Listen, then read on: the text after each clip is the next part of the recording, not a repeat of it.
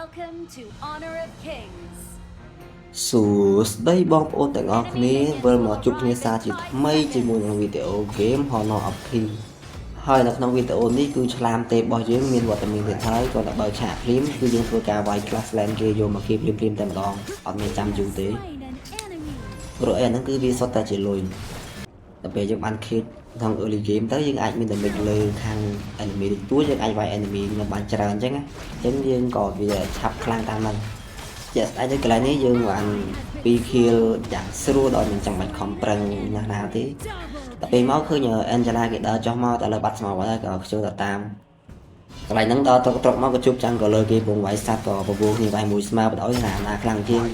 មកដល់ដាក់កាន់ហ្នឹងណាគេលុយច្រើនជាងក៏ឃើញលទ្ធផលថាយើងឈ្នះអញ្ចឹងណាដោយជាមអស់យើងគឺអត់មានអន់ស្រកដល់ណាទេគាត់ថា enemy គឺអត់មានdamage បាយយើងតែនេះគឺធ្វើឲ្យវាយ Angela យកមកទៀតកុំឲ្យឆ្លួយពេកចេះតែដើរមកដាក់អាលទីទៅពីកន្លែងនេះយើងដើរមកក៏ជួបគ្នាជាមួយនឹងចាំង color របស់ enemy ក៏ធ្វើការវាយគ្នាទៅតែខាង enemy អត់ទាន់មាន damage វាយយើងទេតែអស់ពាក់កណ្ដាលដែរហើយក៏យើងអត់មានបានទៅណាឆ្ងាយដែរយើងចាំវាយចាំង color វាទៀតកន្លែងហ្នឹងគឺយើងធ្វើយ៉ាងណាលោកលុយឲ្យចាំង color គេហ្នឹងគឺក្រអត់មានលុយវាយខាងយើងអញ្ចឹងណាតែពីវាយចាំងលើខាងគេអស់ហើយយើងក៏ដល់ទៅស៊ីសាស៊ីរបស់ខាងចាំងលើគេហ្នឹងមិនឲ្យចាំងលើគេមានសាស៊ីអត់មានដំណេកបាយយើងទេតែហ្នឹងជប់ចាំងលើទៀតយើងក៏ខៀគេទៀតទៅបើថាចាំងលើបើ enemy គឺចប់ហើយខាងយើងហ្នឹងគឺឡាមវាយទាំងអស់ហើយពេលនេះគឺយើងមានលុយច្រើនហើយ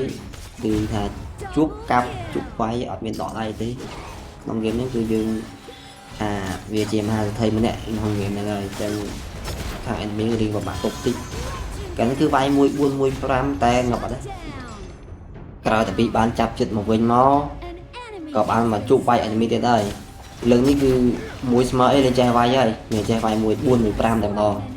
ហ្នឹងគឺយើងធីបាន2 kill ក៏លេងចូលទៀតហើយពួកខ្លាចងាប់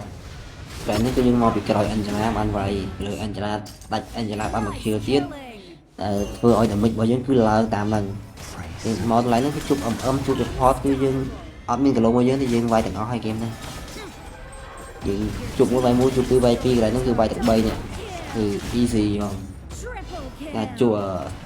class land គេដែរតែអត់ចូលវាយទេបើជាវាតិចយើងដកមកវាយសัตว์មកវាយអីយកឈាមអីសិនចាំយើងបកទៅវាយវិញ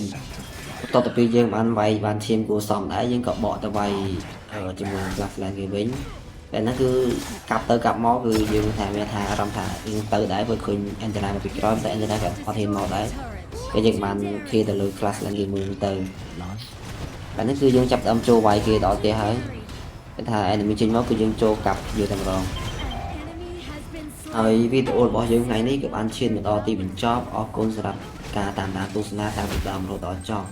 សូមជម្រាបបងប្អូនចូលចិត្តវីដេអូរបស់ខ្ញុំសូមជួយចុច like Subscribe ឆានែលរបស់ខ្ញុំមួយផង